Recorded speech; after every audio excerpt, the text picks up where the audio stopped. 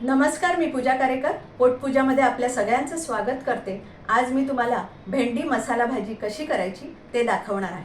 चला तर मग बघूया.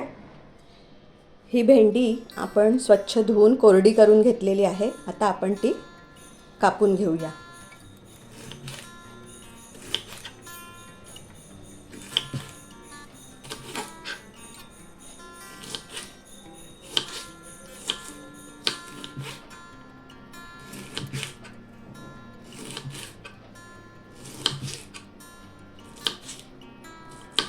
आता आपली ही कापून झालेली आहे. आता पुढे काय करायचं ते पाहूया. अगदी 2 चमचे तीळ घेतलेले आहेत. आपण ते जरा भाजून घेऊया.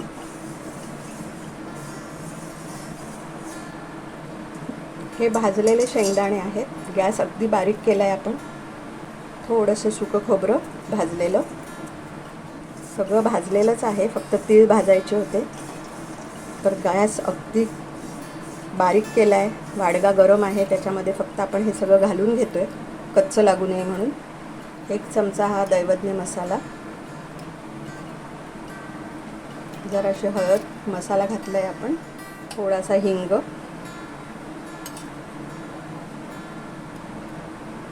धणा पावडर,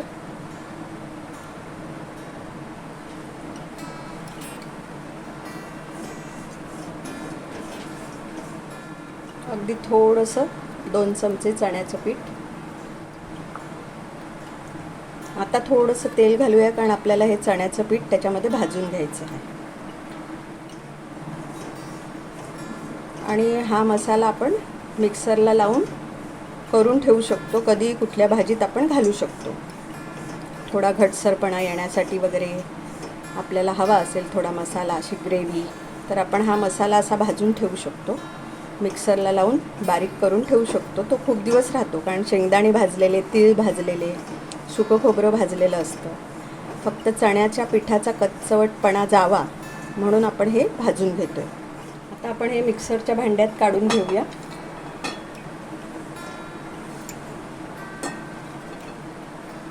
याच वाडग्यामध्ये आता आपण तेल घालून घेणार आहोत. तेल तापलंय का आपण बघूया.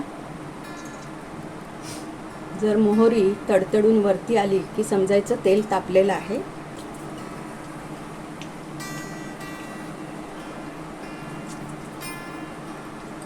राई तडतडून वरती आली की मग जिरं घालायचं, कारण जिरं फार हलकं असतं, अगदी ते पटकन जळू शकतं.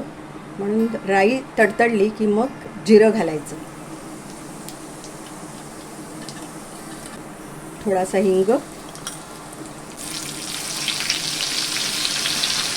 कांदा, अगदी छोटा कांदा घेतलेला आहे मी एक. तुम्हाला जास्त हवा तर तुम्ही घालू शकता. आता कांदा आपला गुलाबी होत आलेला आहे. आणि हा जो मिक्सरला आपण आता मसाला वाटून घेतला तो ह्या तेलामध्ये घालूया.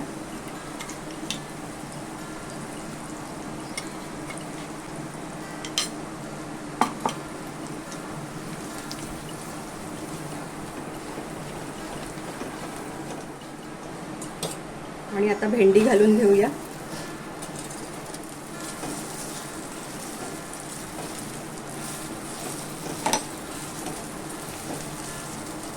आपल्याला मसाला जर कमी वाटला तर आपण अजून घालू शकतो.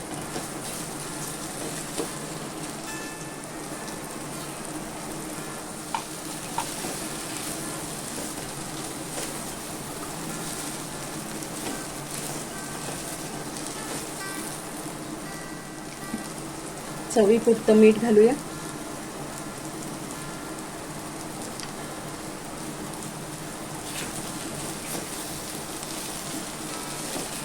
आता आपण ही अशी मध्ये मध्ये परतत राहायची. गॅस थोडा कधी मोठा करायचा, कधी लहान करायचा आणि परतत राहायचं.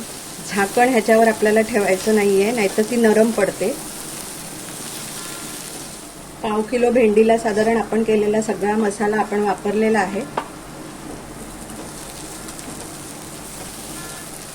परत जरा मला तिखट कमी वाटलं म्हणून मी तो घातला. आता ही अशी आपण सुरीने दाबून बघूया. भेंडी शिजत आलेली आहे, नरम झालेली आहे. आता आपण गॅस बंद करूया आणि झाकण ठेवूया. आता गॅस बंद केलेला आहे, झाकण ठेवलेलं आहे. आता त्या उष्णतेने जरासं काय समजा कच्चवट राहिलं असेल तर ते पूर्णपणे व्यवस्थित शिजेल, कारण वाडगा आपला तापलेला आहे. तर आता आपली ही भाजी अशी तयार आहे. तुम्हाला ही रेसिपी कशी वाटली हे नक्की कमेंटमध्ये कळवा. लाईक करा, शेअर करा आणि सबस्क्राईब करा. आणि हो, मस्त खाण्याची घ्यायची असेल मजा तर बघत राहा पोटपूजा.